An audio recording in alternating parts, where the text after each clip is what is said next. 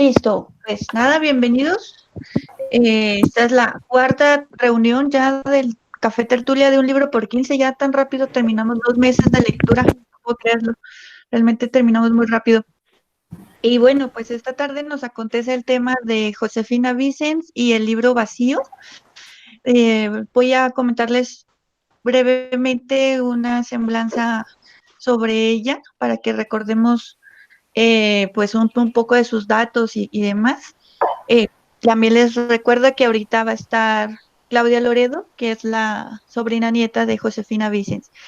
Pues bueno, Josefina de Vicens nació en Villahermosa, Tabasco, México, el 23 de noviembre de 1911 y murió el 22 de noviembre de 1988.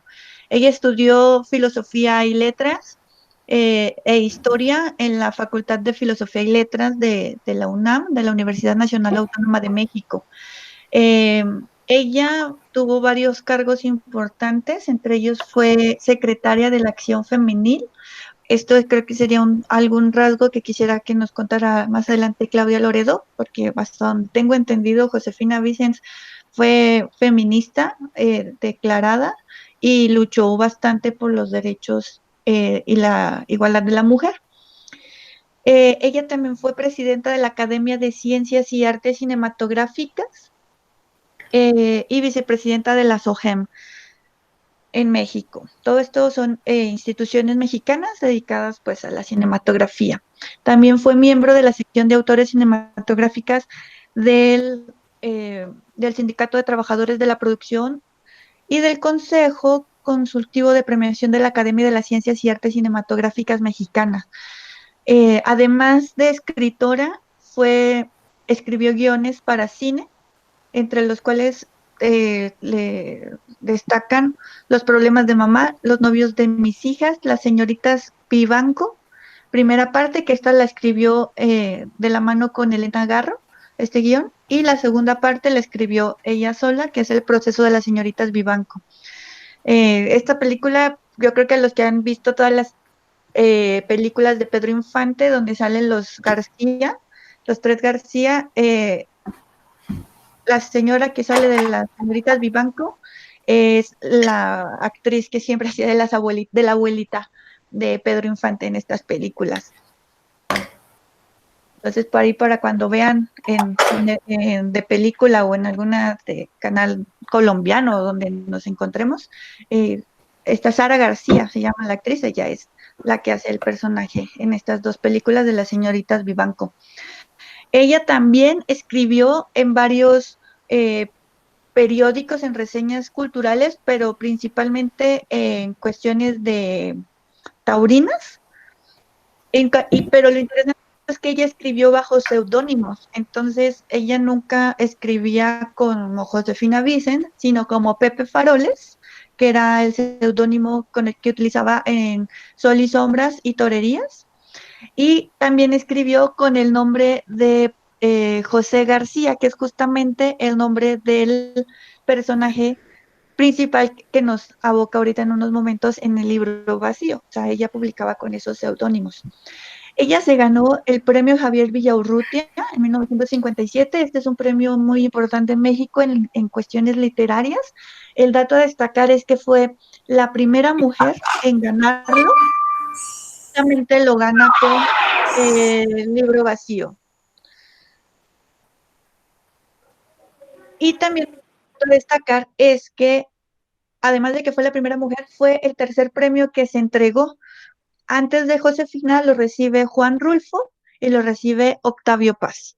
Entonces eso también es como un dato muy importante y pues cabe y destacar pues el peso de la obra que tiene el libro Vacío dentro de pues de este gremio de escritores, ¿no? Porque no estamos hablando de cualquier escritor. De hecho, aunque no me gustan las comparaciones, a ella la equiparan con Juan Rulfo por el simple hecho de que tanto ella como él solo escribieron 2 libros y son 2 libros que pues tuvieron peso, bastante peso. Y también obtuvo el premio Ariel, que es un premio de la Academia Cinematográfica Mexicana en 1979 con el guión de Los Perros de Dios, que es justamente la película que les pasé y espero hayan podido ver. Eh, Claudia, si quieres más adelante te puedo pasar el link para que veas la película, porque justamente quería que, pues, que viéramos un poco sobre esa otra parte de su faceta de escritora, que era justamente la de escribir guiones. Y además ganó otro premio, Ariel, pero en 1982, que es otra película que se llama Renuncia por motivos de salud. Esa película está en YouTube. Si quieren, al rato les paso el link para que también lo puedan ver sin ningún problema. Pues esos serían como a grandes rasgos los datos generales de la obra de Josefina. Escribió dos novelas, que fue El libro vacío, publicada en 1957, y Los años falsos, en 21 años después. O sea que realmente es una autora bastante, pues, con una diferencia bastante amplia entre sus dos libros. Y pues ahí lo tienen el segundo libro en el archivo que les mandé, por si gustan leer el siguiente PDF de Los años falsos. Y hasta donde tengo entendido, no lo leí, no alcancé a terminar de leer los dos libros. Em, si se dieron cuenta en la película de Los perros de Dios, maneja el tema de la muerte muy fuerte y muy presente. Aquí en el libro vacío tiene algunos tintes, algunos toques que desde mi punto de vista realmente eh, dan ejemplo de lo que han dicho sobre ella, que ella la mencionan como una persona que estaba incluso como necrofilia, por así decirlo, porque tenía una fijación muy fuerte por la muerte. Y creo que en la película de Los perros de Dios se puede notar bastante. Y algunos matices aquí en el libro vacío, y hasta donde he leído algunos comentarios al respecto de los años falsos, ahí se hace más presente y más tenue, o sea, más marcada, mejor dicho, perdón, el aspecto de la muerte. Ya con respecto al el libro vacío, pues a mí realmente al principio me costó un poco de trabajo porque pues yo realmente no me dedico enteramente a la escritura. Por cuestiones de trabajo y demás, pues he sentido esos procesos que ella menciona, de no saber iniciar, de tener la página en blanco, de tener que contar lo que es de uno, pero que realmente no quiere plasmarlo ahí. Y yo en ese sentido lo he pasado porque mi trabajo escribiendo ha sido básicamente periodismo, en cuestiones periodísticas.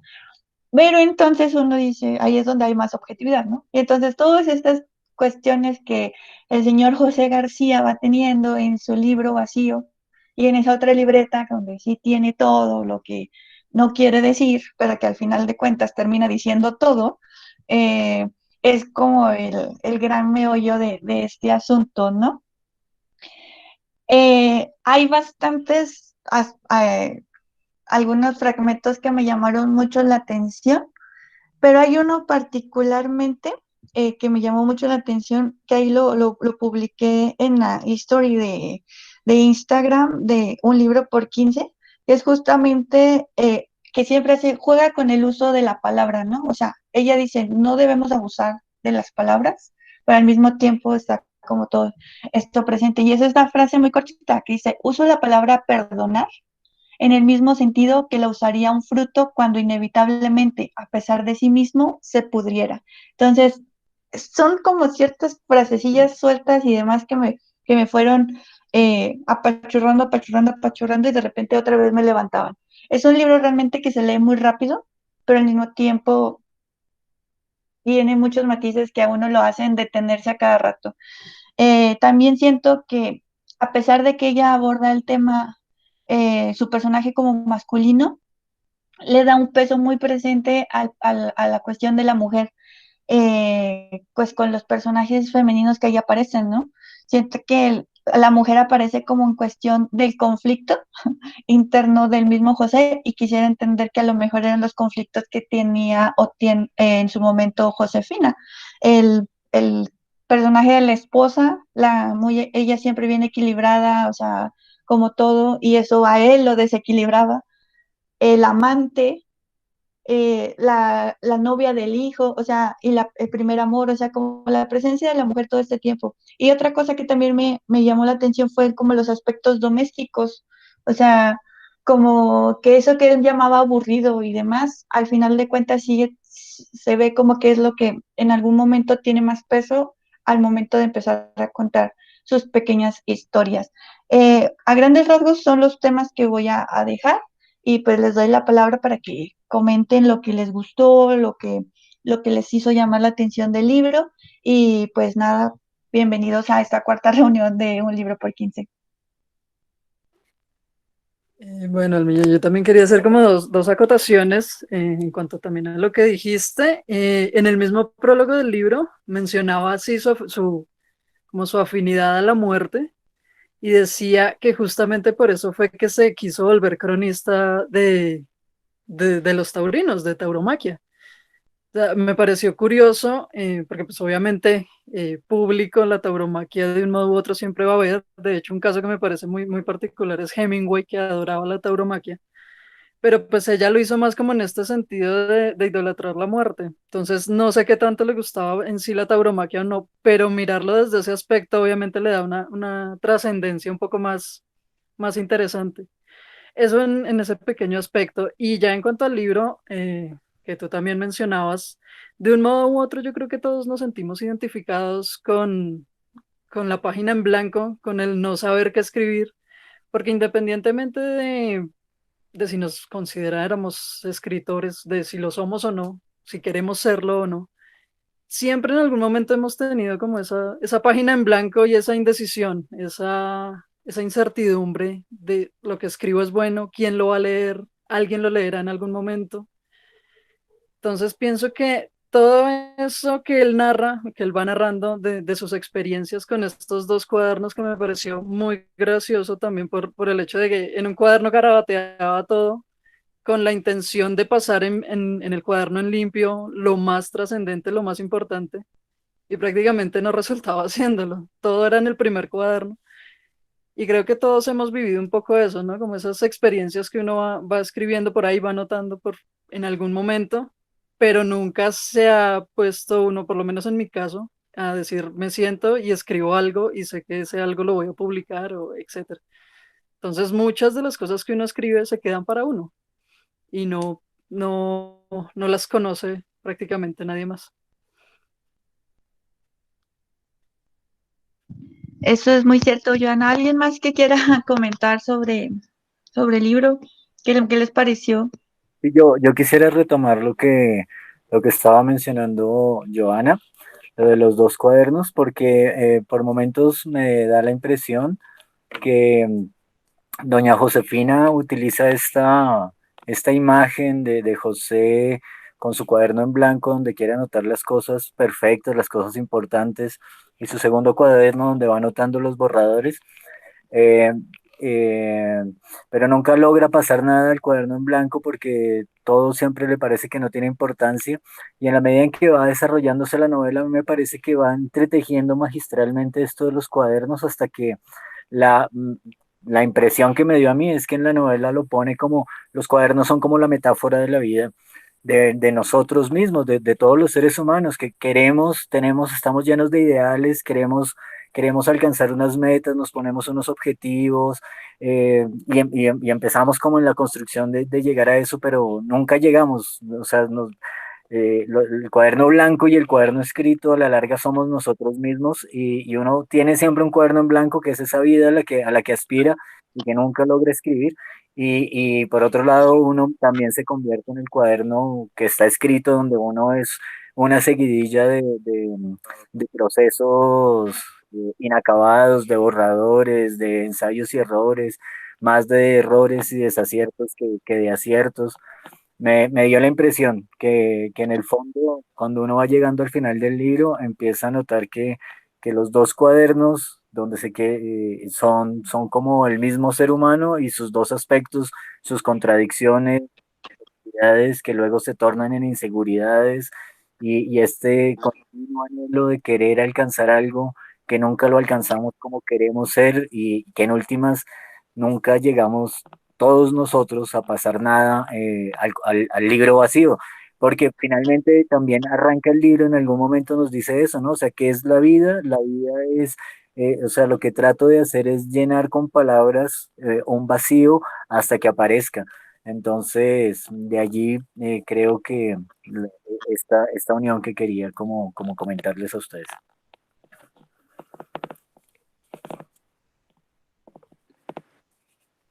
Muchas Bueno, gracias, a mí me gusta, Rodolfo. Lucila, por favor, qué pena por interrumpirte. no, tranquila. Cuando me digas, ¿puedo hablar yo? Tranquila, por Bueno, favor. listo, vale. Es que a mí me impresionó mucho el manejo narrativo de la escritora porque precisamente por lo que tú decías, escribir, ella desde el principio se planteaba si quería escribir en primera persona o no quería escribir en primera persona y luego escribía como la figura masculina. Y me llamó mucho la atención que hay mucho de filosofía del existencialismo, de la parte de existencialismo, de por qué vivo, por qué no vivo, si prefiero morir o no prefiero morir. Y el sentimiento de la muerte pues estaba siempre presente y esa parte del existencialismo está muy marcada filosóficamente en el libro. Además me llamó muchísimo la atención el manejo de las emociones porque es increíble cómo pues cuando él tenía lo de los dos cuadernos, el primer cuaderno y el otro cuaderno, el que iba a pasar a limpio, empezó a escribir de una manera sencilla, pero cargada de emociones. Y eso hace, a mí particularmente, me hizo sentir que eso agarra mucho al lector, porque va llegando como a ese momento en el que todos vivimos, en el que todos tenemos las mismas ganas y las mismas impresiones, las mismas tristezas y las mismas alegrías. Realmente a mí me impactó mucho el libro por su narración y por el sentido filosófico y emocional que le da a la escritura en ese momento desde su perspectiva, digamos, sencilla de una vida cotidiana.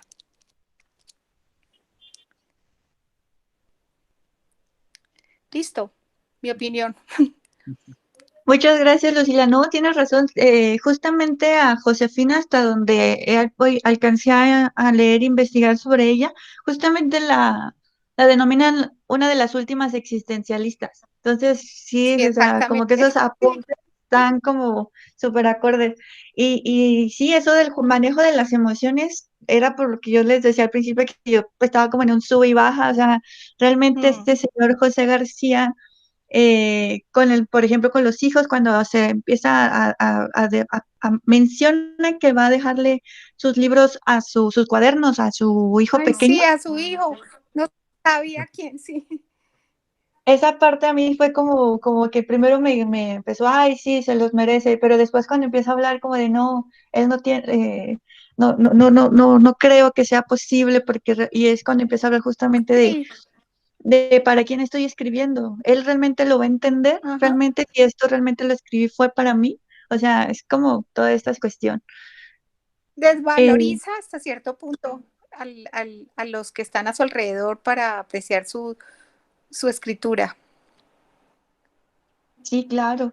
Eh, Él justamente habla un poco en algún momento de esa prepotencia, ¿no? Como de esa cuestión de mayor, de sentirse más.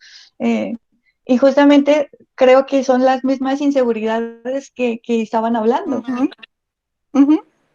Perfecto, a mí me encantó por eso, porque a mí me encanta bueno, es ya algo muy personal. El manejo de las emociones en los seres humanos es lo que permite ser de una u otra forma. Y ese manejo de emociones unido a los recuerdos me hace pensar que de ahí parte mucho también lo que él decía de los artistas, que los artistas no saben hasta qué momento son artistas o son personas comunes y corrientes.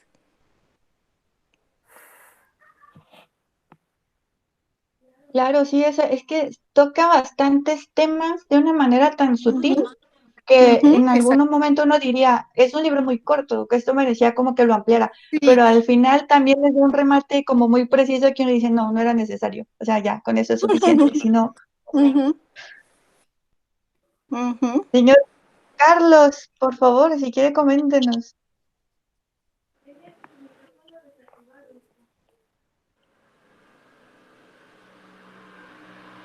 Tiene su micrófono desactivado, don Carlos. Sí, ya.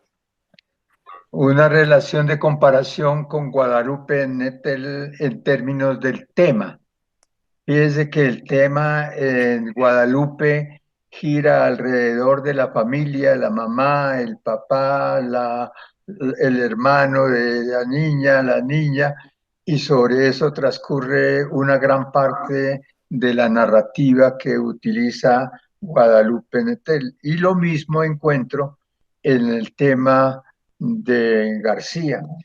Sí, en el tema de Josefina, también una muy buena persona, un muy buen empleado, muy cumplidor de su deber, siempre con la intención de la casa, gira alrededor de él la señora, la esposa, los dos hijos, a pesar de que el segundo hijo está muy enfermo, el otro ya es mayor, ya lo llama para que hablen como personas mayores. De alguna manera la trama, el desenlace, la narrativa se relaciona un poco más con una serie de diferencias entre un libro y el otro, pero de alguna manera el punto de partida lo encuentro como el núcleo de la familia. Segundo, encuentro una línea que seguramente en todos nos pasa, que es la inseguridad en la escogencia del tema, el mirar si ese tema es importante, el mirar si ese tema puede ser leído por otras personas o si se queda ahí y esa parte la hace de manera reiterativa a través de la narración que va teniendo Josefina dentro del libro. Y cuando uno menos acuerda, encuentra de que es un tema importante, que es un tema valioso y que ya cuando encuentra a su compañero que comete un fraude y que es llamado, entonces dice que, por ejemplo, ella dice que ese tema podría yo haberlo conseguido mejor. Le noto como una especie de inseguridad a pesar de lo bien trabajado que lo encuentro al final, esa inseguridad que nos da a todos y ahora qué hago y cómo me compongo y cómo conformo las frases. Y entonces eso nos lleva a pensar como una cosa que yo creo como un aporte mío en el sentido de que todo tema puede ser valioso, todo tema siempre tiene una injundia de importancia, una fibra valiosa y que puede ser objeto de escritura. La otra parte que yo creo que es importante es que en la narrativa se encuentran cosas o palabras mejor que hace mucha insistencia en seguirla repitiendo como que para qué, que eso no sirve, que eso no es útil. Utiliza mucho la palabra conciencia y la conciencia como que hay algo que le dice que no debería hacerlo, pero él pasa muchos años en su insistencia de poder escribir su libro a pesar de que su oficio es contador y que en esa contabilidad se le da gran parte de su tiempo. Pero lo que quiero yo referirme es que a esa conciencia puede ser la conciencia personal o la conciencia orgánica o la conciencia familiar o la conciencia ciudadana o la conciencia territorial o la conciencia cosmopolita que puede estarse refiriendo y que de alguna manera como que esa voz de la conciencia le está diciendo de alguna manera en los distintos momentos, en los distintos tiempos, en los distintos periodos en los que hace su incursión en la escritura, deja entrever de que hay como un deje de inseguridad. La otra parte que me parece es cómo utiliza, por ejemplo, como los modos de llamarse, ¿no? Creo, si me equivoco, por favor me corrigen, que hay un apóstrofo, un nombre que utiliza que es Diógenes García, ¿no? Y yo la pregunta que me decía que por qué Diógenes, y me llevó a hablar, a leer algo de Diógenes, encontrando a Diógenes como uno de los griegos importantes de su tiempo y como una persona que utilizó su manera como filósofo de enseñarnos a ser a una disciplina del cuerpo, a una disciplina de nuestras costumbres, a vivir con lo que realmente necesitamos y no con la prepotencia y con las holguras y con con los efectos de demostración que generalmente utilizan las culturas para poder decir que yo soy fulano de tal, que soy más importante porque es el carro, porque es la casa, porque es la plata. Y entonces Diógenes utilizó esa manera de comportarse, de caminar descalzo, de vivir con una túnica, de vivir en un tonel y de andar con un farol. Cuando se le preguntaba qué era lo que quería, decía que estaba buscando a un hombre, que estoy buscando a un hombre. Y me llamó mucho la atención la respuesta que en un momento determinado lo visitó el rey, ¿cómo se llamó? Alejandro Magno. Alejandro Magno. Alejandro Magno quiso ir a saber de qué era. Yo estoy ya aquí, yo quisiera saber dónde está. Yo dije, no, pero usted para qué va a ir por allá. No, nosotros yo quiero ir. Y cuando se presentó, entonces le dijo, yo soy el rey Alejandro. Y él le dijo, yo soy Diógenes el cínico. Y en ese ida y venida le dijo, yo qué puedo hacer por usted. El Diógenes le contestó, a la merced, hágame la merced, y se retira porque su sombra me está quitando el sol que me calienta o algo por el estilo. Entonces me llamó la atención el por qué en ese momento Josefina utilizaba su manera de hacerse notar en sus escritos, especialmente con el tema de Diógenes.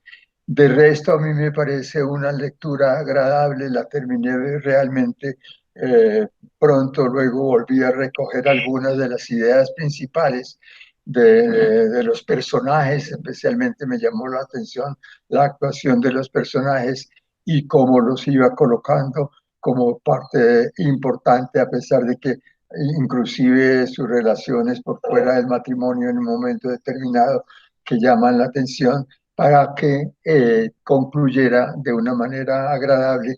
Y como decía Alma, yo no creía, yo al principio dije esto va para largo y cuando terminé, cuando acordé estaba terminando la lectura y ya me convencí de que no era necesario tener más tema para redactar, más tema para escribir, sino que era suficiente ilustración de los mensajes que quería dejarnos cuando ya se terminó en la última página.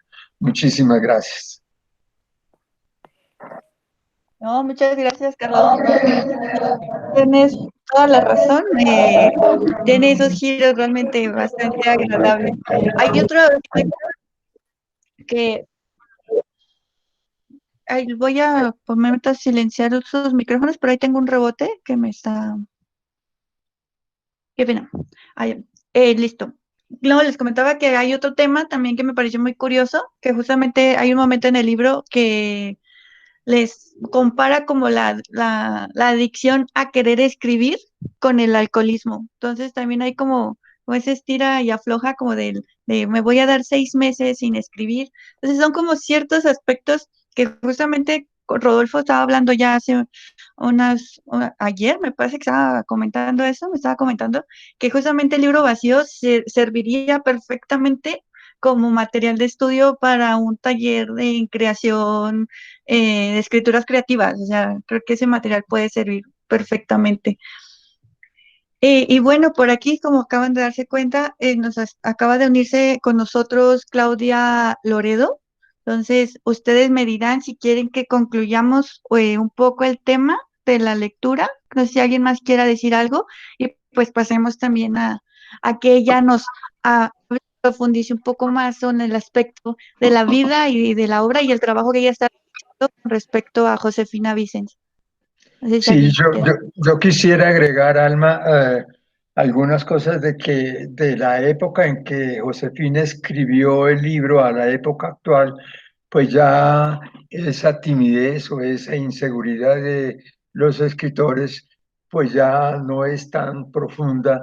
Me parece que ahora ya con las redes sociales, me parece ya que ahora con las convocatorias a través como la que tenemos en el día de hoy, tanto el escritor como tanto el lector como el escritor, pues hay muchas maneras de ir acumulando herramientas. Lo que sí es muy importante el mensaje, me parece, es que hay que leer, para poder escribir hay que leer y hay que leer mucho, y especialmente hay que saber leer, por ejemplo, seleccionando los mejores maestros, por ejemplo, teniendo los buenos referentes sobre las cualidades más sobresalientes de los escritores, como ubicándose en uno también en algunas épocas importantes de los países sobre temas sobre los cuales se puede escribir. Por ejemplo, en este momento, cuántos libros, cuántos ensayos, cuántos poemas, cuántos a raíz de la enfermedad que tenemos de todo el mundo, cuánto se estará generando. Entonces, eso y el encuentro a través de las redes sociales me parece que ayudan muchísimo, y sobre todo tantas obras tan importantes, tanto en la antigüedad como en la época moderna, que podemos tener antes de comenzar a escribir. Muchas gracias. Muchas gracias, Carlos. ¿Alguien más si quiera comentar Sí, algo? Por ahí. sí, yo quería hacer un comentario y es que creo que una de las cosas que uno aprecia del libro vacío y que por eso creo que es un gran libro es que es un libro que admite múltiples lecturas y que es justamente lo que caracteriza a los grandes libros, como dije anteriormente. Entonces, por un lado, estaría como la persona que tiene interés en la escritura va a sentir y va a tener un diálogo muy particular con el libro. Pero el libro también está muy cargado de reflexiones al respecto de qué, pues digamos, el sentido de la vida, pues reflexiones al respecto de la existencia también. eh, y que va entretejiendo magistralmente y entonces nos vamos dando cuenta pues, que escribir pues, es una manera de vivir y que uno, que para escribir no se necesita vivir de una manera especial y por ejemplo esto de los grandes temas que en algún momento persigue el autor para darse cuenta que finalmente quizá los grandes temas se encuentran alojados en su cotidianidad, en las cosas pequeñitas. Y lo otro que quería mencionarles es que el episodio que mencionaba Carlos, el del compañero que hace el desfalco, a mí me parece que eso es casi que un cuento metido completamente metido dentro de la novela, porque nos cuenta justamente la historia o sea, nos enteramos de todo, de cómo empieza y de cómo termina la historia del desfalco del amigo, que si ustedes se fijan, ese capitulito en particular parecería ser un cuento aparte completamente, porque está el asunto del tipo que lo único que hace es que tenía buena suerte y se gana la lotería y tiene el reloj y el reloj se lo entrega a la esposa y después con todo el desfalco justamente tiene que empeñar el reloj y la esposa nunca se lo puso. Entonces ahí hay dentro de toda la novela ese capítulo en particular me pareció que era un cuento aparte.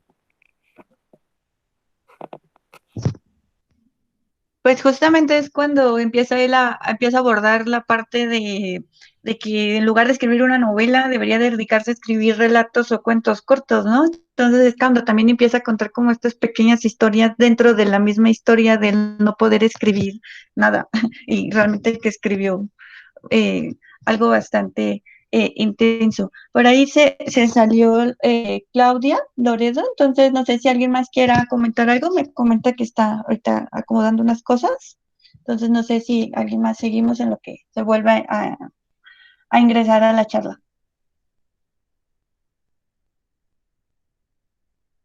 Bueno, pues entonces yo retomaría lo de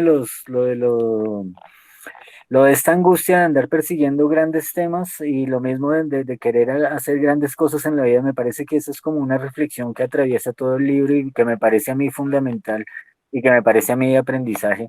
Y es que justamente uno a veces, ¿qué le pasa a José García, no? Por querer escribir el libro lleno de cosas importantes, nunca lo escribe.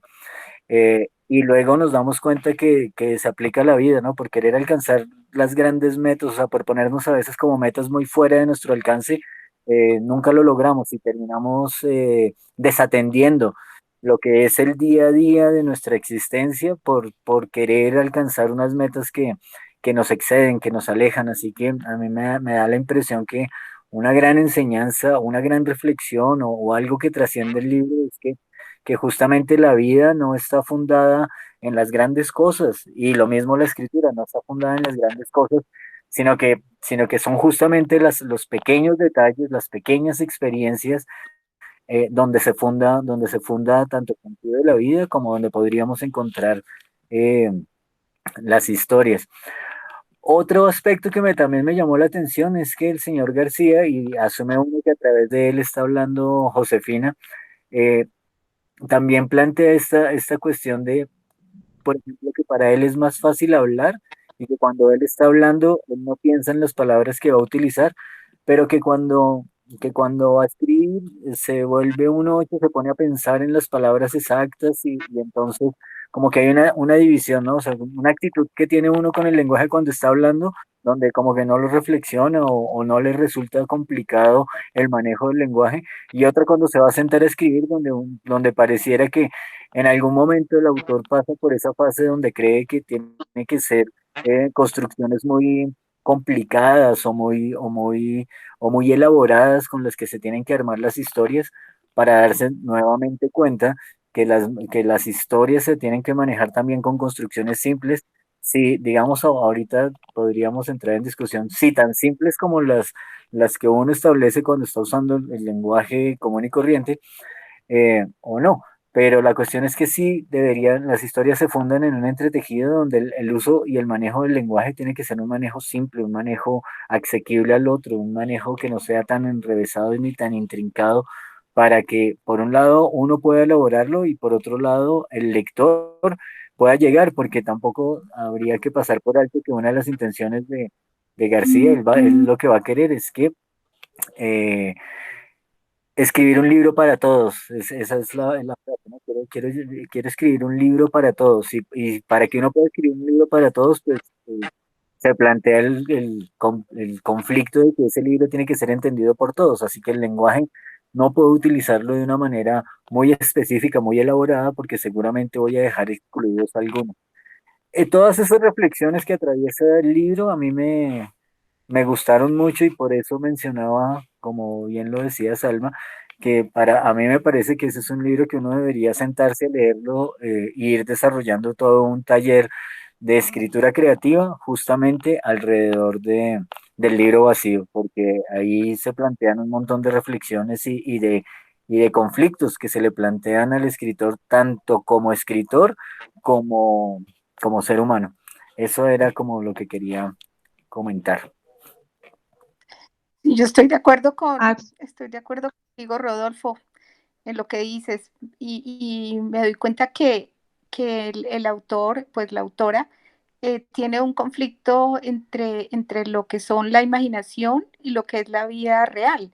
Entonces a veces quiere inventarse cuentos y entonces dice que de niño le pasó esto y lo otro y de repente vuelve y cae dentro de la cotidianidad y expresa de mejor manera lo que vive el día a día que lo que se imagina o esos recuerdos que quiere traer a la escritura. Entonces sí, es mucho lo que hay que tomar del libro porque son muchas y diferentes aspectos por los que uno pudiera pasar para encontrarle muchos sentidos al libro. muchas gracias, Lucila, Rodolfo. Bueno, con esto cerramos y creo que queda pendiente el taller entonces, Rodolfo, ahí te lo encargamos Sí, para perfecto, que perfecto. Anotamos. Claro, entonces ya que está la plataforma de los impresentables, ahí podemos meter el taller de escritura creativa con el libro vacío como base.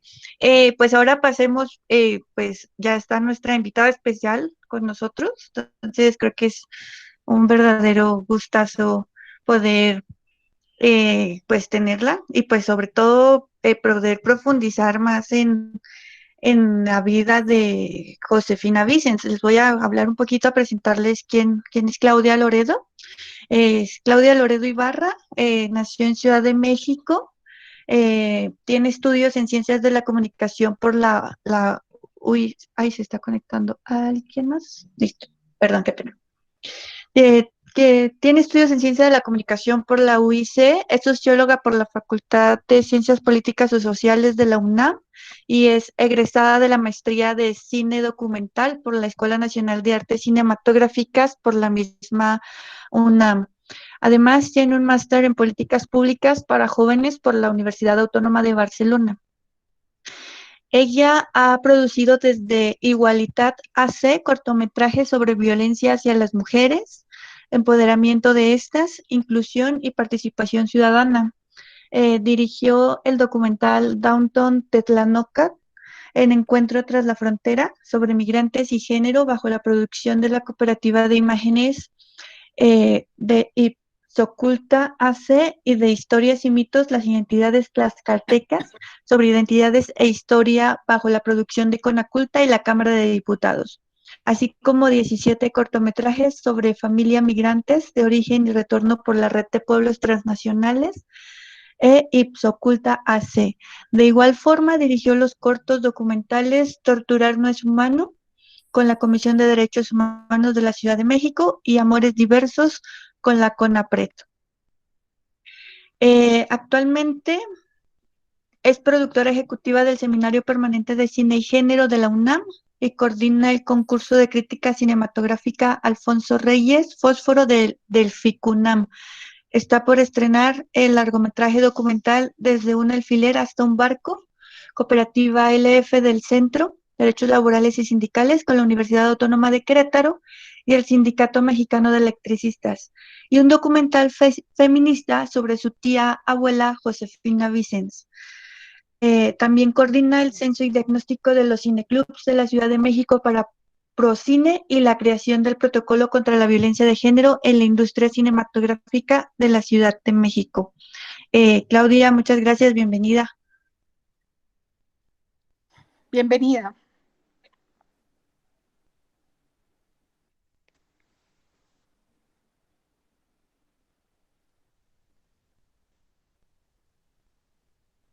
Está desactivado tu micrófono, Claudia. Si lo puedes activar, por favor.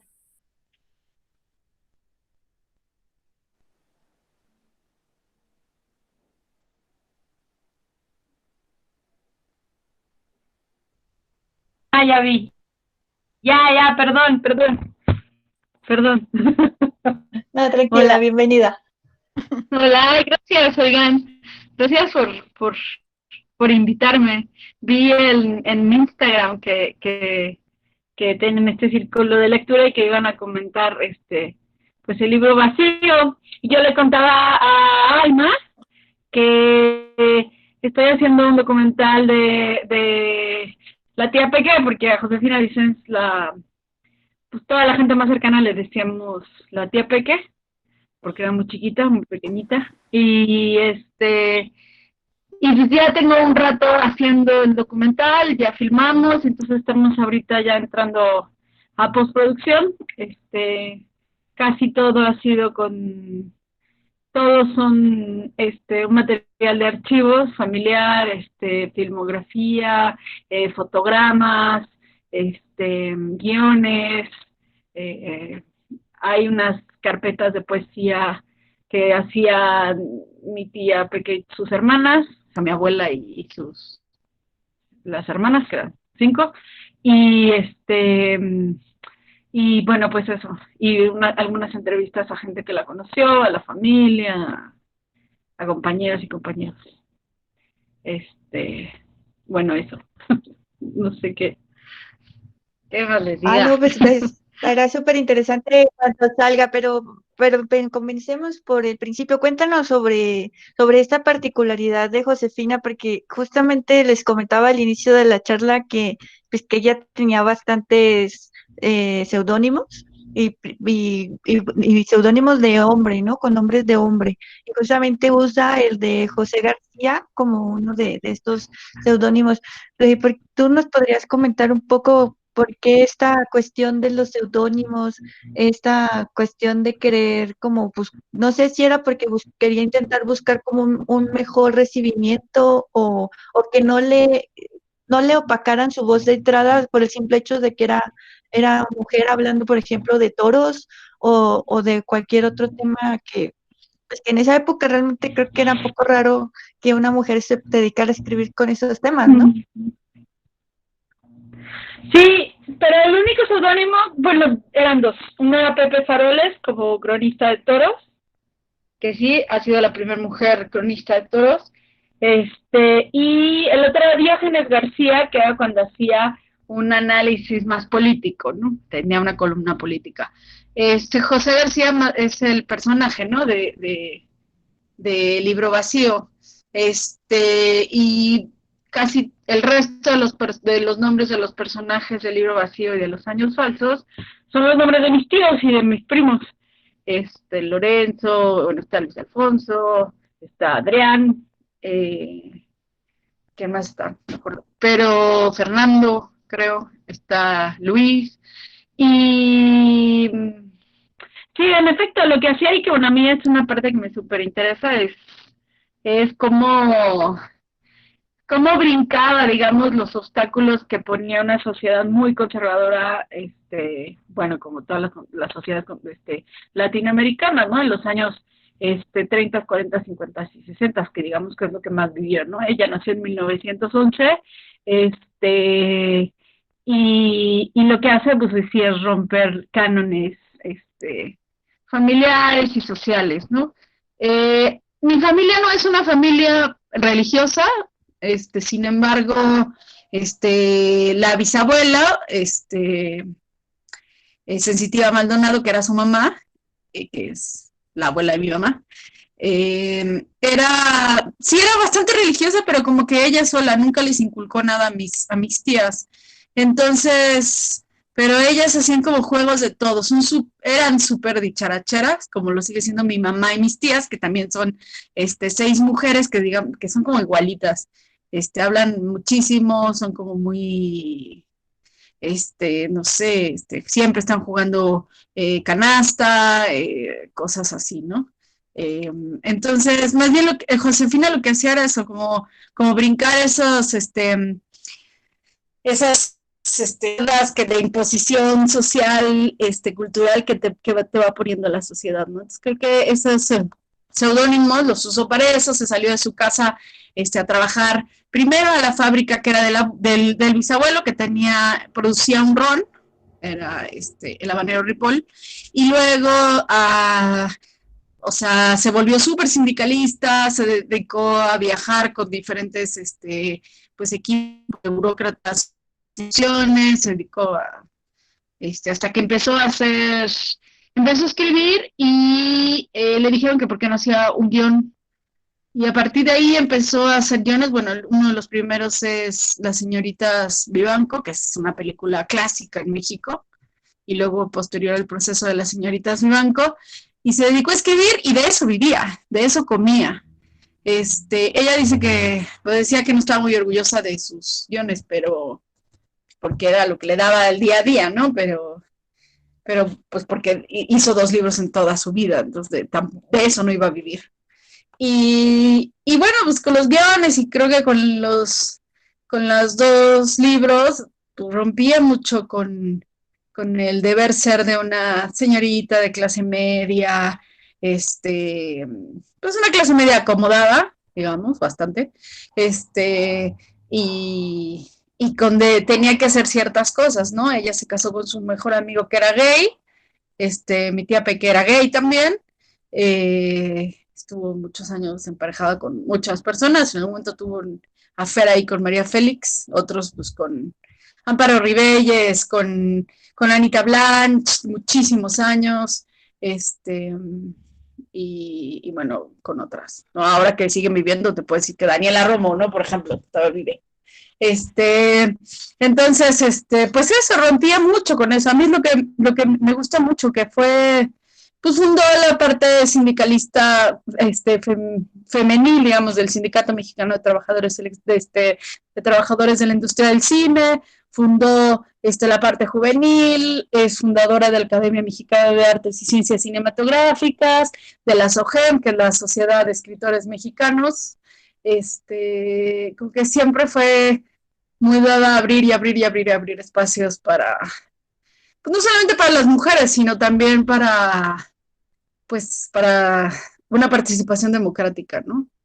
Y bueno, esa era la tía Peque. Lo que cuentan mi mamá y mis tías es, yo la conocí, murió cuando yo tenía 14 años. Era muy cercana a mis papás porque había ahí una ideología política de izquierda, pues en contra del PRI, ¿no? Que nos gobernaba en México, gobernaba el PRI, que estuvo 70 años en el poder. Entonces, súper antiderechosos, entonces súper ella, obviamente. Eh, y, y bueno, lo que dicen es que era muy generosa, era súper amable, eso sí, toda la gente que entrevistaba me dice es que era un dulce, ¿no?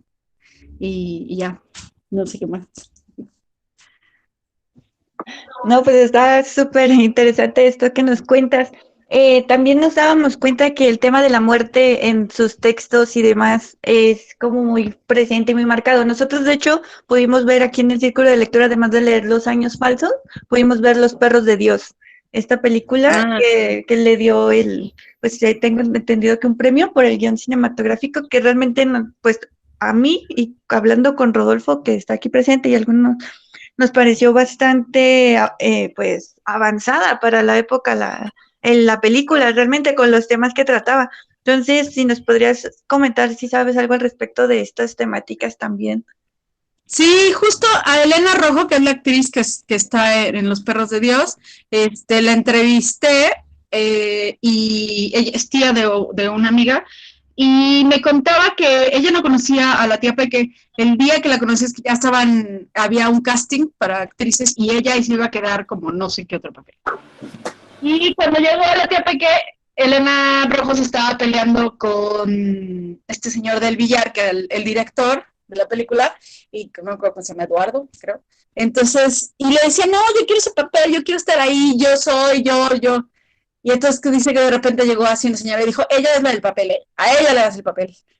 Y él dijo, ¿pero por qué? Y dijo, pues porque yo quiero una chava así fuerte, que no esté callada, y quiero que a mí me parece que es una chava que está rompiendo con eso, ¿no? Entonces dice Elena que pues le cayó súper bien y se llevaban muy bien y muchos años se dejaron de ver, pero que pues en algún momento las dos lucharon, en los 70s, 80s hubo problemas con la hermana de un presidente mexicano que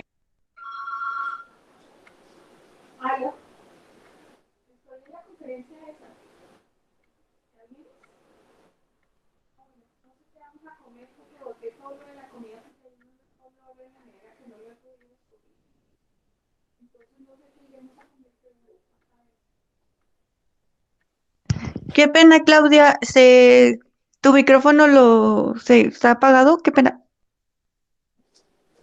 Ay, perdón, sí, no sé por qué. No, creo que fui yo por error, qué pena. Y entonces, pues eso, o sea, sí, en algún momento fueron más cercanas en defender al cine mexicano y en defender la intelectualidad, o que el cine tenía que ser un factor de cambio social, ¿no? Y lo de la muerte que dices, pues creo que era... O sea, lo que me cuentan es que era muy, muy, muy, curiosa. Entonces, pues era como esa idea, ¿no? De ver qué es lo que pasa detrás de la muerte. En los últimos años, pues, creo que tampoco es que se le haya pasado muy bien y se quisiera morir, pero porque se quedó ciega. Entonces le leía a una de mis tías, mi tía Buki, y bueno, lo que he visto, tengo algunas entrevistas de ella, donde sí, en efecto, iba a los panteones a pensar, iba no meditar, porque no era hippie, pero iba a pensar, iba, ¿cómo se llama? Pues, no sé, a salirse un poco de todo el bullicio de la gente. No, sí, realmente nos pareció, bueno, particularmente me pareció muy interesante y pues claro, tendrá algo que ver también la cuestión del manejo del silencio, que también es como uno de los temas que también como que se notaron ahí. Eh, y con el trabajo que estás realizando del documental de Josefina, ¿cuándo podríamos tener luces y demás? Por si nos podrías contar un poquito, pues ya nos estás comentando que son entrevistas y más cuestiones. Eh, También vi que en México hicieron un año dedicado, si no estoy mal, fue el 2018, que fue dedicado a Josefina Vicens, que fue como la UAM la que realizó este homenaje y por ahí sacaron una serie de publicaciones dedicadas justamente a la vida de Josefina, que justamente decían que hay una que me llamó mucho la atención, que lo titularon Un clásico por descubrir. Eh, ¿Tú nos podrías comentar cómo a este respecto de la época en la que ella vivió y justamente con los otros grandes autores con las que pues estuvo a la misma altura, ¿no? Por ejemplo, un Juan Rulfo, el mismo Octavio Paz, que tengo entendido que es el que en la segunda edición del libro vacío aparece una carta que le manda Octavio Paz a Josefina con respecto al libro. Con respecto a la generación de escritores con la que ella convivió, no sé si nos podrías comentar algo, si supiste comentarios de ella al respecto o de lo que tú misma has indagado para este documental. Mira, sí, la UAM, lo que pasa es que en la UAM hay una línea de investigación sobre género, literatura y cine, y hay unas chavas, unas profesoras que llevan eso. Una de ellas es Isabel Lincoln. Isabel lleva muchos años investigando, haciendo análisis de los guiones de la tía Peque, y hay también algunas lingüistas, que es Norma Lojero, pero está en la UNAM, pero hace cosas también con la UAM. ¿Por qué por descubrir? Sí, porque, o sea, esto que dice literatura por descubrir o algo así. O sea, en efecto, o sea, a Josefina aquí en México está catalogada como una de las mejores escritoras, pero no es alguien popular. O sea, si tú mencionas, si a alguien le preguntas cuáles son las escritoras mexicanas más conocidas, te va a decir Elena Poniatowska y Elena Garro, ¿no? O sea, no, ¿y cómo se llama? Rosario Castellanos. Pero Josefina es como más de culto, es como más la gente que sabe más de literatura o está más cercana a ciertos grupos más ilustrados o más intelectuales, no sé. Lo cual es una pena, por eso es una de las cosas que yo quiero hacer la película, porque no, o sea, yo sé que su obra literaria es grande, pero lo que ella hizo en cine es bárbaro. O sea, abrió todos los espacios por los que existe ahorita cine mexicano. En toda la industria cinematográfica existe gracias a ciertos espacios que se abrieron en ese entonces, ¿no? Y la otra cosa que me decían, de todos los personajes, sí, yo sé que se llevaba, que no se llevaba bien con Octavio Paz, creo que era como más, Octavio Paz era sangrón. Con Carlos Fuentes sé que se llevaba bien, incluso cuando el libro vacío ganó el premio Javier Villarrutia, concursó con La región más transparente, que es un libro clásico y de la literatura mexicana, y luego años después lo ganó, 1 o 2 años después, no sé, lo ganó La región más transparente. Era muy amiga de Salvador Novo, muy amiga. Era muy amiga de Juan Soriano, incluso él le regaló una pintura, que la pintura se perdió y ahí en algún lugar apareció, pero creo que la tiene un coleccionista en Estados Unidos, una cosa así. No sé, mi tía la vendió cuando no tenía dinero, porque de repente no tenía nada de dinero y luego le iba mejor y así. Entonces, pero tiene un texto que es Petrita, creo que sí. y el texto lo tengo, bueno, lo tienen mis tías, pero yo lo tengo para el documental. Se lleva muy bien, pues, con toda la gente de actrices, ¿no? Te digo, era súper amiga de Amparo Rivelles, era muy amiga de Sara García, de estas actrices de los años 40, 50, de toda esa parte de la industria del cine.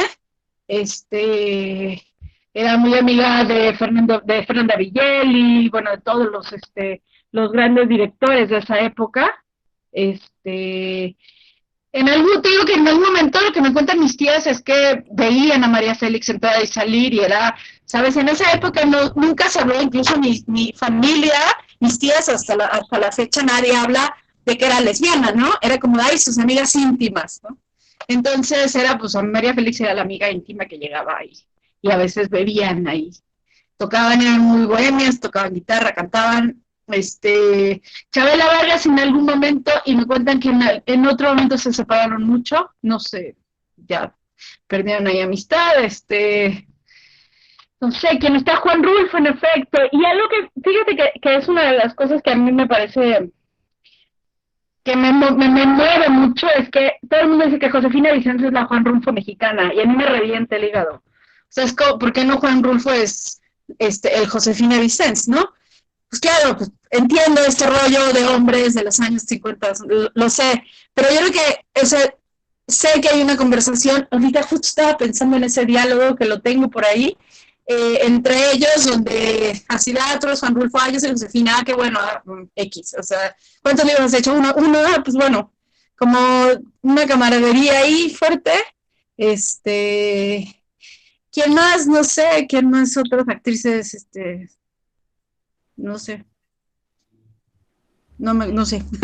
No, tranquila, no, pero es interesante entonces para estar pendiente en cuanto salga la película y ojalá que llegue a Colombia y pues a todas partes, porque justamente lo que dices es una escritora de culto, pero que muchas veces lo de culto significa que pues quien le escarbe y le escarbe lo puede encontrar y se puede encontrar con algo súper bueno, súper chévere que vale la pena.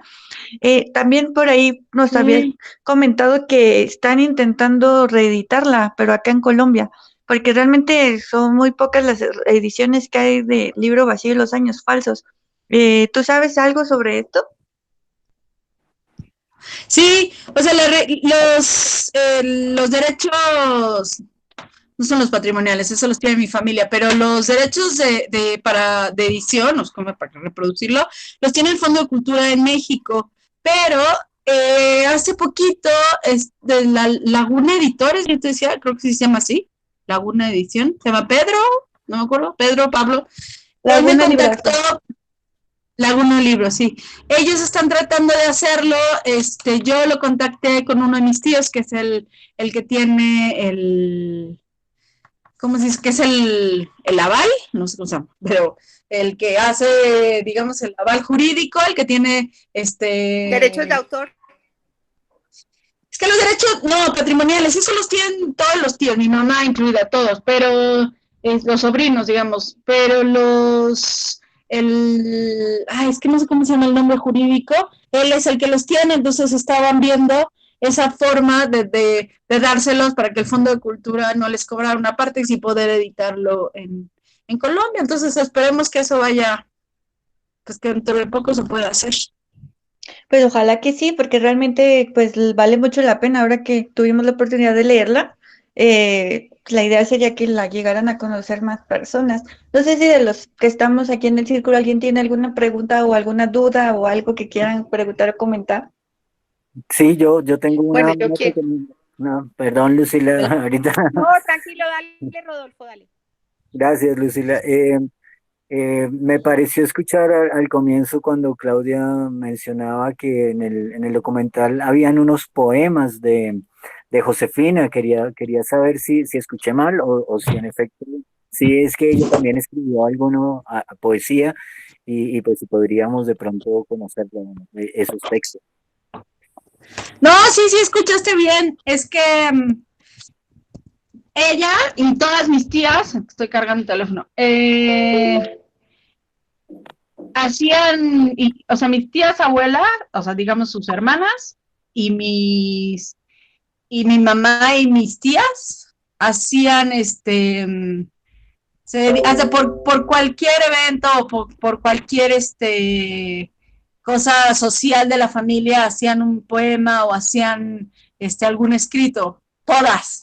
Entonces, era un poco como burlarse, un poco hacer como parodia de las cosas serias, ¿no? De la familia. Entonces, hay varios así, de los 15 años de una de las tías, o por ejemplo de la boda de mi mamá, o de así, lo que sé, el bautizo de alguien, o que Chuchito se fue a viajar, o cosas como muy familiares. Sí lo hacían, hasta la fecha lo siguen haciendo mi mamá y mis tías. Y jugando canasta, eso siempre. Oye, ¿y sabes si estos, o sea, solo era por juego o también hay alguna edición donde se incluyan los poemas que hacían de las parodias de las fiestas o reuniones de tu familia? ¿O esos no están publicados en ningún lado? No están publicados. Solo están aquí, están en una carpeta.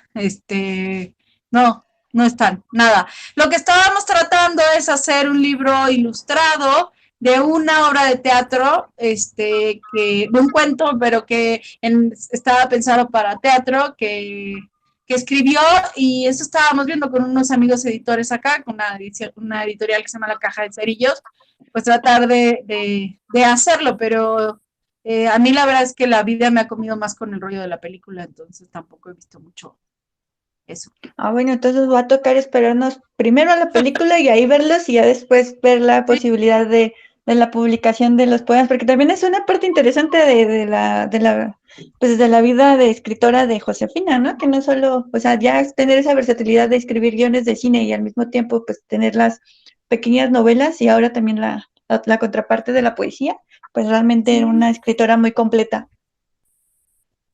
Sí, yo estaba buscando el link del teaser del documental, pero creo que lo bajé. Entonces voy a ver si lo encuentro y te lo mando por correo para que lo puedan tener y lo vean. Que es bueno, es chiquito. Ay, claro, sería súper, sería genial. Ahora sí, Lucila, por favor, tu pregunta. No, yo solamente quería decirle a Claudia que lo que ella relata de la vida de su tía está muy plasmado en la escritura de ella, en lo que narra ella en su novela, porque ella habla mucho de lo que es la mujer y cómo es tratada la mujer, y es como si ella no estuviera tan de acuerdo con el manejo de la mujer en esa época, que siempre estaba como esclavizada en su hogar, que tenía que hacer muchas labores. Entonces era como que si estuviera viendo una visión de una parte muy machista y de lo que era la cultura, y ha sido la cultura durante mucho tiempo, en donde las mujeres somos las que hacemos siempre determinados oficios. Sí, ay, perdón, es que estoy...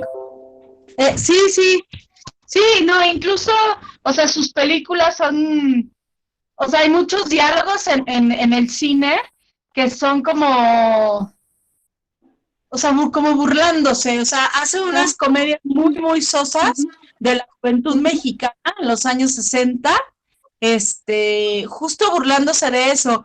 Y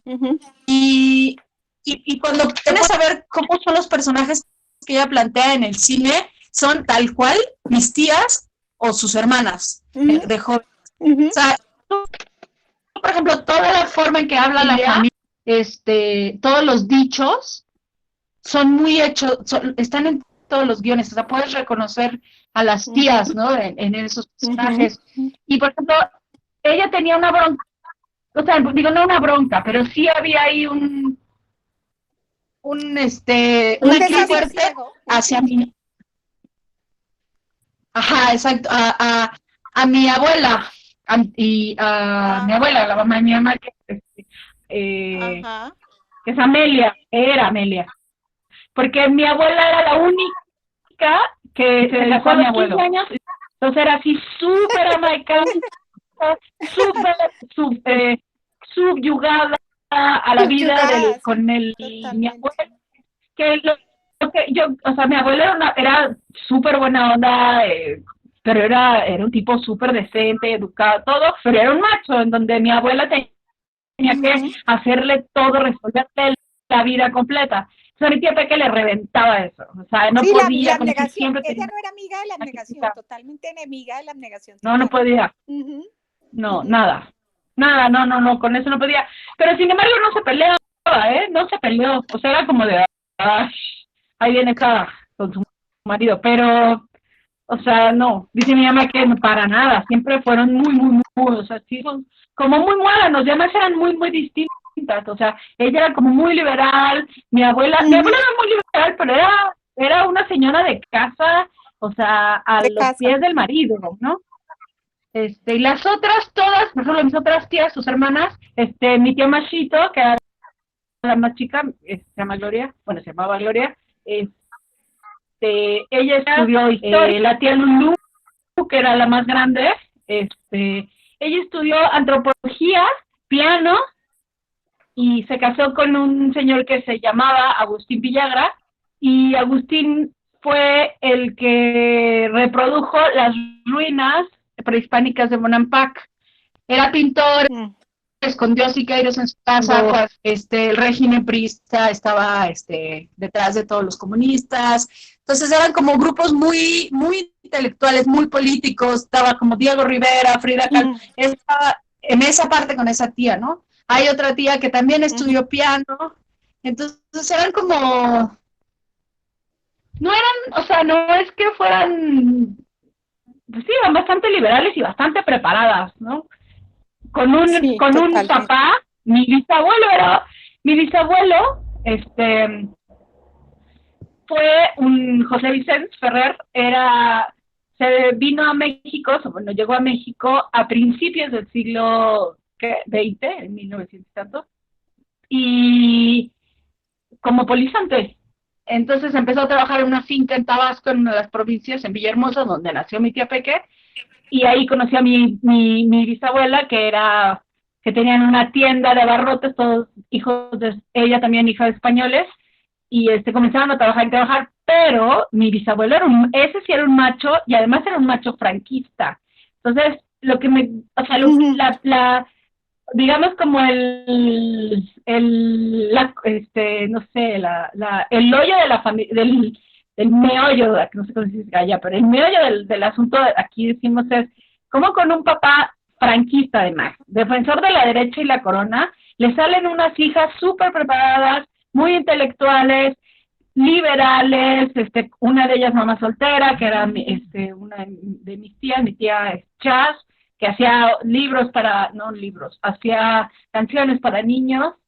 Entonces es como esa mezcla bueno, creo que pasa en todos lados, esa mezcla de lo conservador y la forma o sea, cómo usas al humor y a la parodia para romper esos cánones. Y creo que eso fue lo que hizo mi tía Peque, ¿no? Mira, les voy a contar que, por ejemplo, en lo que es que me estoy quedando sin pila. Me dicen, bueno, si no me dan, no importa, es que estoy cargando el teléfono. Tranquila, no te preocupes. Lo que me cuentan es que, o sea, yo hasta hace 5 o 6 años, mis tías, que bueno, una de ellas ya murió, pero todas tienen unos 70 y 80 años, me decían que el marido de la tía Peque se había muerto ahogado, se había muerto en el mar porque se lo había comido un tiburón. Esa era la historia de la familia.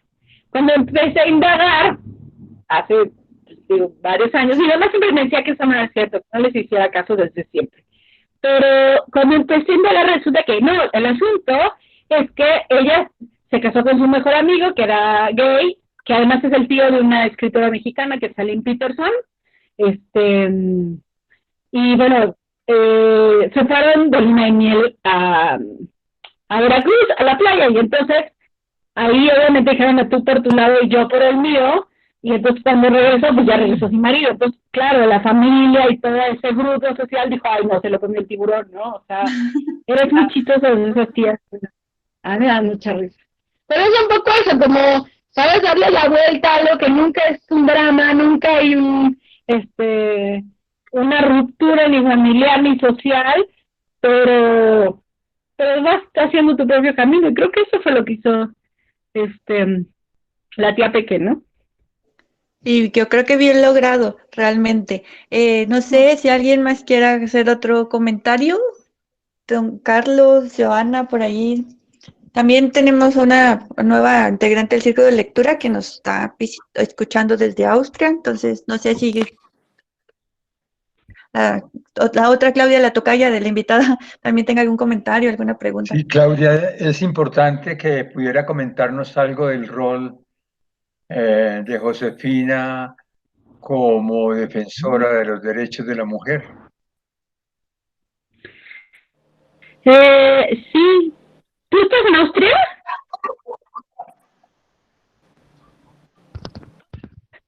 ¿Tú estás en Austria? Tocaya, la otra Claudia Jaramillo que aparece entre los contactos, ella está en Austria. Porque yo tengo una tía que vive allá, que también es pianista. Bueno, también sobrina de Josefina Vices. ¿Qué? De las defensoras. Mira, ella no quería que le llamaran feminista, no soportaba eso. Incluso, por ejemplo, para hacer la primera marcha por la diversidad sexual en México, nunca, ella ayudó a quienes la organizaron, pero no quiso estar, digamos, hasta adelante, ¿no? En el protagonismo. Y se negaba que le dijeran que era feminista, se negaba que le dijeran que era eso, defensora de las mujeres, pero por ejemplo me dicen en los que eran sus compañeros en la SOGEM, cuando ella fue presidenta de la SOGEM, me decían que o sea, que aunque dijeran no son derechos de las mujeres, a ver, pero aquí todos somos iguales, sí, tiene que haber los mismos, tiene que haber equidad, y tiene que, o sea, como que no lo decía tan explícitamente, y por dentro era todo el tiempo así, haciendo un discurso súper, equitativo, ¿no? O sea, a mí me parece como, pues muy, no sé, muy, o sea, refleja mucho su trabajo cuando abre los espacios femeniles en el sindicato de trabajadores, ¿no? Tanto de técnicos y manuales como los de la industria cinematográfica, tanto en el rollo del agrarismo que abrió toda una serie de cosas de apoyo a mujeres campesinas, o sea, pues era como su tema, no tenía que decirlo, pero lo hace, ¿no? Está bien, Claudia, ¿puedo hablar? Les digo una cosa, me impresionó, soy solo lectora, por lo que veo todos sois escritores. No, yo no. No todos. Pero la mayoría, o sea, el análisis que oí me pareció maravilloso. Tengo 2, 3 amigas escritoras y les compartí, me parece importante. Como lectora también lo voy a visitar, me mantengo. El cuento ahora con nuestra escritora que estamos viendo hoy, me encanta, porque es una época fuerte, o sea, creo que la mujer, o sea, lo que han analizado de su escritura, hay que ver la época, o sea, lo que nos compartió uno de tus compañeros sobre la mitología es importante, ¿no? Es importante ubicarlo, porque creo que la mujer, aún no existe el diálogo exacto, y creo la mujer tiene todavía mucha expresión, tiene su propio, aún tenemos nuestros términos, ¿no? Y como creo nuestra escritora lo ha hecho y genera todos estos dilemas, ¿no? Por ejemplo, yo enseño clases de español y tengo un alumno que es homosexual. Es homosexual. Entonces, tuve la confianza de preguntarle, oye, ¿tú cómo lo dijiste? Me dice, no, porque tengo que decirlo. ¿Por qué? Porque los héteros no explican que son héteros. mí me pareció tan importante esa respuesta. ¿Por qué te tienes que justificar que eres homosexual, que eres lesbiano? O sea, me parece que son cajones. Nunca los he creído, pero me encantó su respuesta. Porque, ¿por qué no se justifican los héteros? O sea, porque la sociedad está así condicionada. Creo que lo que han hablado hoy habla de todo eso, de estereotipos, de esquemas que te exige la sociedad. Y lo que ha explicado Claudia de su tía es eso, ¿no? Y es una mujer bueno, con un seudónimo como hombre escribió para sobre los toros, y no es el primer ejemplo, ¿no? O sea, creo que tenemos muchos ejemplos, también de hombres homosexuales, que no hay que decirles homosexuales, hombres, mujeres, seres humanos, ¿no? Sin encasillar, y creo que ese es el tema, ¿no? Ese es el existencialismo, presentarse como ser humano. Entonces, algunos hablaban de la página blanca, hasta dónde seguimos, no sé, muchas gracias, me dieron muchas cosas del ser humano, que creo que ese es el tema, ¿no? Que da hoy nuestra escritora. No sé si lo complico más o lo complico menos, pero muchas gracias. Ya, vale.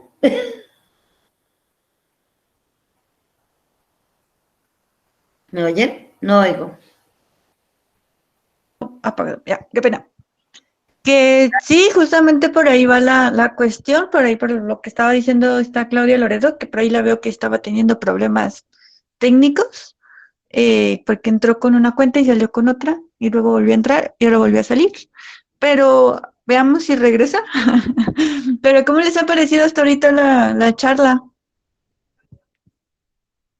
Y pues ahorita que regrese para ver si concluimos. Pero sí, justamente era lo que decía ahí tu tocaya, Claudia, que la Peque, la Josefina Vicens justamente era lo que abordaba, o sea, como esa otra parte pues, de querer romper como esos estereotipos, pero tampoco queriéndolos como, pues nombrar, ¿no? O sea, y es curioso porque justamente en internet dicen que todo lo que hay al respecto de ella la mencionan como una feminista a ultranza, y fíjate que todo lo contrario nos está diciendo la sobrina que no le gustaba que la denominaran feminista, ¿no? Qué tan curioso.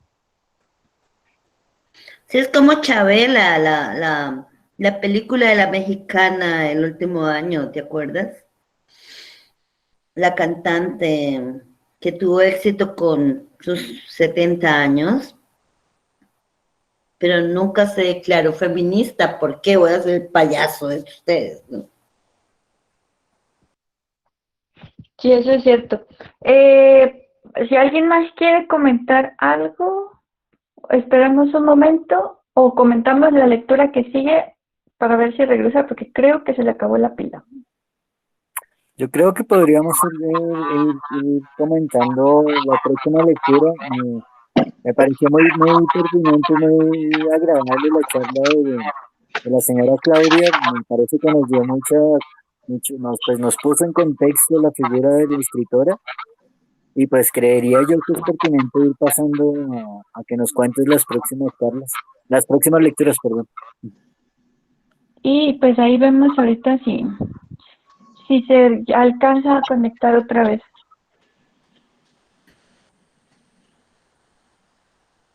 Denme un segundito.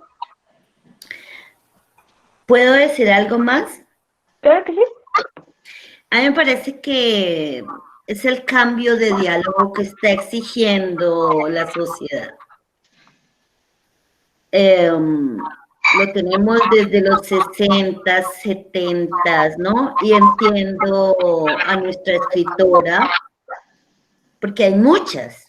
Por ejemplo, te comentaba un libro que existe, Las Desobedientes, no sé si lo conoces. No, la verdad no lo he leído. Bueno, búsquenlo. Las Desobedientes es un libro sobre las desobedientes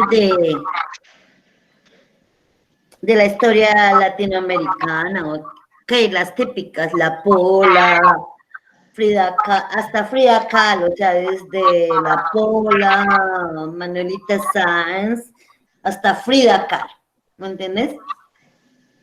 ¿Quién es el autor?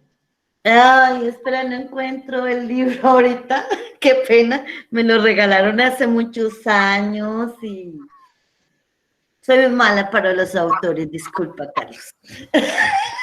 Soy una lectora, no soy escritora, pero bueno.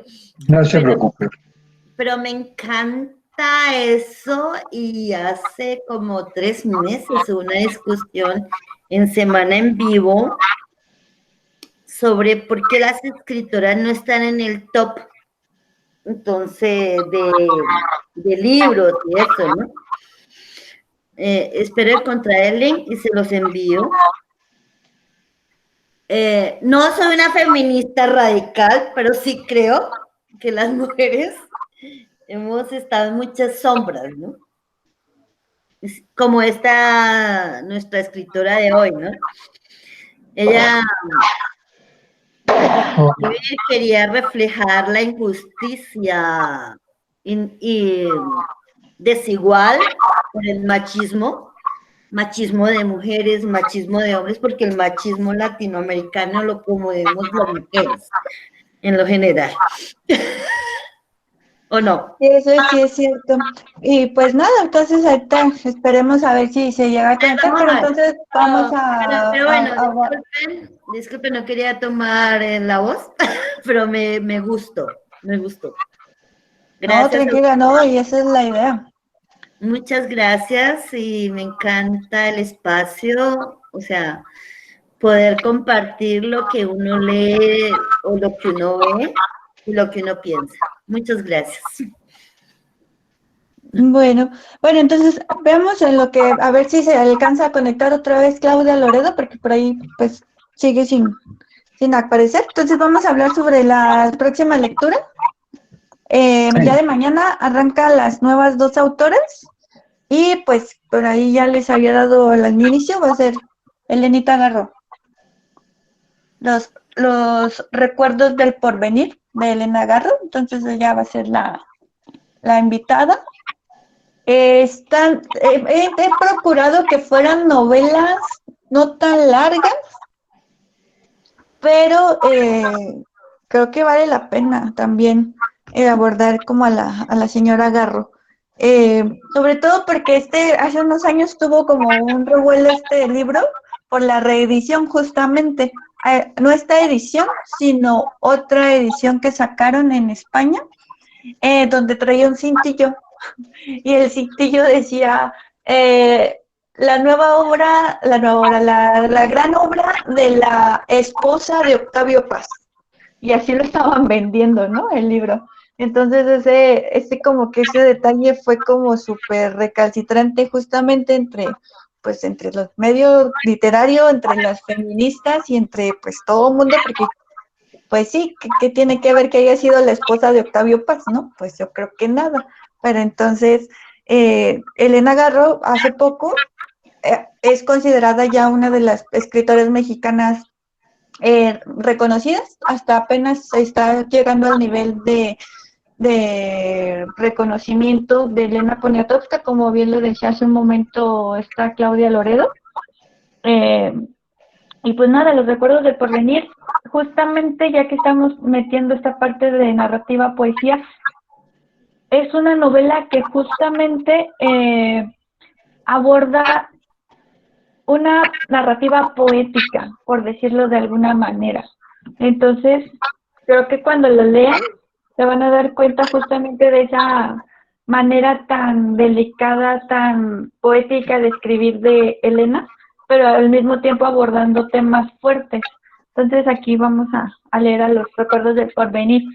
Si lo quieren comprar, lo pueden comprar, lo venden aquí en Colombia está en todas las librerías. En Austria, no sé, pero voy a investigar. De cualquier forma, si no lo pueden encontrar, yo voy a mandarles el archivo en digital. Ahí lo tengo, ya lo conseguí, para que lo lean. No sé ustedes cómo ven. Esta novela tiene por lo menos la más larga que leímos fue la de Guadalupe Nettel, que eran, ¿cuántas páginas?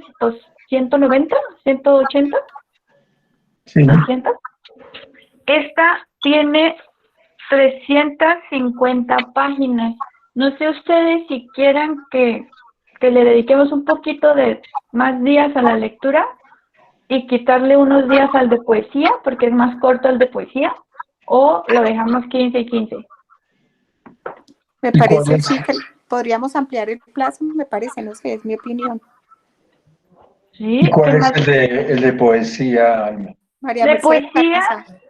no, María Mercedes ya la leímos. Ah, Ella fue hace 15 días. Entonces, este mes leímos María Mercedes Carranza y Josefina Vicen. ajá. Entonces, si no, ella ya la abordamos. Es igual del libro por centavos, el mismo formato que han estado viendo, pero esta es la invitada. Ahora, la idea del círculo de lectura pues, es juntar una poeta olvidada u omitida, con una que tenga un mayor peso para que pues le ayude a la otra, en este caso entre nosotros y entre nuestras redes sociales, a visibilizarla un poco o sacarla de esa luz, ¿no? Mejor dicho, ponerla en la luz. Y esa es una poeta colombiana nueva, contemporánea, joven, que le salió publicado en un libro por centavos. Es Carolina Dávila. Ella, de hecho, hizo parte de Los Impresentables, del taller de Los Impresentables con Rodolfo. Tomó el taller en el 2010. Y pues la idea sería leer este pequeño poemario que se llama Imagen Incompleta, que es el mismo formato que han leído con Emilia Yarza y con María Mercedes Carranza. Y pues estamos hablando que solo son 75 páginas, o sea, en este formato pequeñito. Entonces, por eso les preguntaba que como la novela de Garro es más larga, más extensa, no sé si prefieran o le damos los 15 días a cada uno.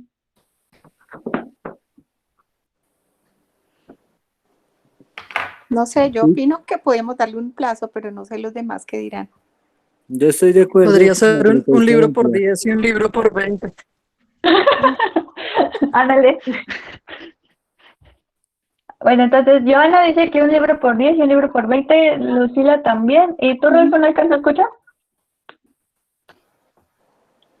Sí, yo estoy de acuerdo con la propuesta de ampliar el plazo para dedicarle más a narrativa. ¿Hola? Ah, bueno, listo. Sí, sobre todo porque pues sí está como densita la novela por el tema realmente que aborda, porque ese es otro de las cuestiones del libro que van a descubrir ahí en él. Entonces, pues nada, nos quedamos con los recuerdos del porvenir. Está Claudia Loredo, creo que ya no va a regresar, se le ha de haber acabado la pila, algo así, no sé qué pasó ahí, porque la vi que se paraba, se sentaba ahí. Yo me acojo. ¿Cómo? Yo me acojo, soy nueva. No, me refiero a la otra Claudia, la invitada que teníamos, a la Sí, nieta de no, pero Josefina Vicen. no, sí lo entiendo, pero me acojo a lo que han dicho antes. Soy nueva y me encanta. Ah, bueno, listo, no, tranquila, yo pues bienvenida. Y entonces, pues, hoy es 27, sería 28, 1, 2, 3, 4, para decirles la fecha de la próxima reunión. Eso va dando como el 22 de junio, algo así me parece, ¿no? Un poquito antes, es que yo cuento exactamente los días, por eso cambia de fecha el círculo de lectura. Ay, se me bloqueó esto. 4.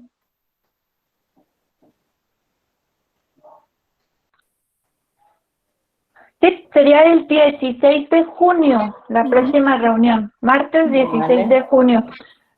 para leer. Empezamos con Elena Garro, con la novela. Vale. Entonces sería el martes 16 de junio. Pues estuvo chévere lo de la invitada especial, ¿no? ¿Cómo les parece? Sí. ¿Será que lo metemos de cajón o de vez en cuando? O sea, cuando se pueda, ¿no? Qué bueno, sí, ¿no? Porque Sí, eso bueno, cuando complementa se mucho. pueda. Sí, es importante. Nosotros, Rodolfo, ya traíamos ganas de invitar a Guadalupe Nettel, porque pues, también es una persona que nos parece súper amable, súper accesible y pues que tendría mucho que comentarnos. Y pues vamos a ver si podemos lograrla para invitarla, porque justamente en esta edición, es que esta es una nueva edición que sacaron justamente el año pasado, a finales del año pasado, de Alfaguara. Rescataron justamente a Elena Garro, junto con María Mercedes Carranza. Alfaguara en esa misma edición sacó con Lumen, perdón, lo de su obra completa. Y la otra colombiana, Elisa Mujica, que no me acuerdo el nombre de la novela, pero se supone que todo colombiano se la debe de saber. ¿Cómo se llama la novela?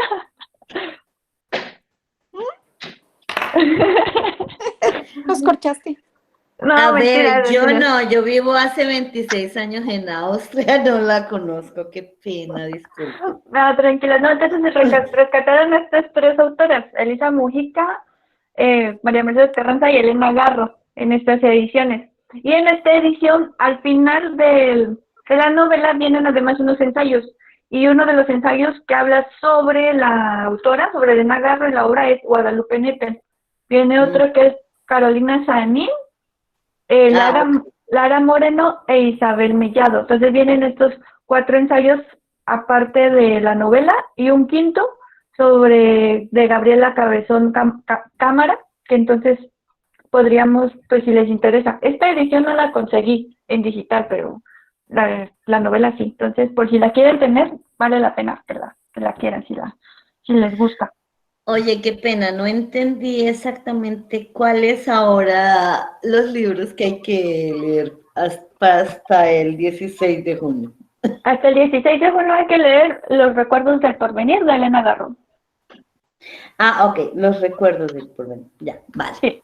Ya el 16, ahí sí, si quieren, para que pues no se enreden, les paso el archivo del otro libro, pero eso lo vemos si quieren dentro de 20 días. Entonces nos veríamos el 16 de mayo. Perfecto. Y por el WhatsApp les mando el archivo para que lo tengan. Vale. ¿Sí les han Vale, servido gracias. los archivos? Sí, perfecto. No, lo del WhatsApp aún no lo entiendo. Tenemos un grupo por WhatsApp donde les paso ahí los archivos en PDFs y pues las invitaciones a la tertulia. Entonces le voy aquí en el chat, le voy a pasar el link, ahí les picha y con gusto ahí se puede agregar al grupo en WhatsApp para que también tenga comunicación directa pues con todos los que estamos aquí y otros que no se han podido conectar. Almita, porfa, ¿me lo mandas al correo también? Oye, muchas gracias, qué rico. Sí, Lucila, pásame tu correo por WhatsApp, Lucila, para... Vale, ¿tú no lo tienes allá en los datos del Impresentables? Yo te lo escribo. Sí, lo debo de tener, pero pues me toca meterme en todo. Yo te lo escribo, vale. Sí, por favor.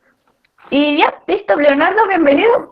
Ay, muchas gracias, me dieron un regalo infinito después de muchos años en un aislamiento en el extranjero. Muchas gracias. No, bienvenida y pues ahí estamos. De verdad, ahí estamos. Divino, gracias. Pero bueno,